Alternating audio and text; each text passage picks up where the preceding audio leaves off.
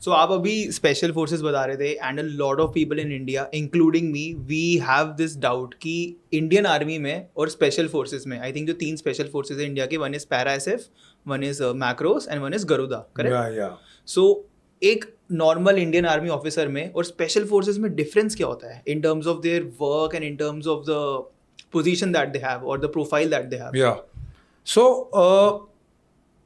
Indian army में और special forces में सबसे बड़ा डिफरेंस ये है कि जो स्पेशल फोर्सेस में people come, first of all वो वॉलंटियर्स होते हैं. ओके. यानी कि आप you can not just get a maroon बेरे और अ बलिदान बैच. आपको वॉलंटियर करना पड़ता है. अच्छा. Then you have to go under a probation. फिर आपका सिलेक्शन होता है and then you are selected as a special forces officer और जवान जो आप बनते हैं. मोर ओवर और डिफरेंसेस ये हैं कि रूटीन आर्मी माइट बी, यानी कि उनका जो नंबर होता है वो काफ़ी ज़्यादा होता है. Special forces are less in number because they are expected to do जहाँ पर नॉर्मल आर्मी वो काम ना करे. सो फिजिकली ज़्यादा फिट होंगे, ट्रेनिंग वाइज ज़्यादा they are suppose to be more competent. उसके बाद इक्विपमेंट प्रोफाइल नॉर्मल आर्मी से अच्छी होगी.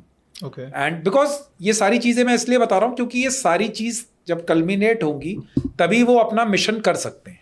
ट्रू. सो आप वॉलंटियर हो गए, आपने सिलेक्शन प्रोसेस देख लिया, आपको फिजिकली और मेंटली आप ऑपरेशन करने के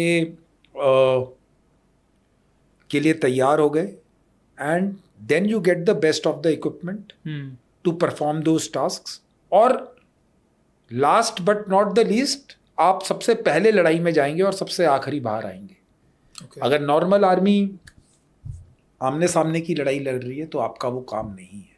Okay. आपका एनिमी के पीछे जाकर, चाहे आप किसी भी मीन से एयर ड्रॉप कीजिए, पीछे जाकर लड़ाई लड़ना है.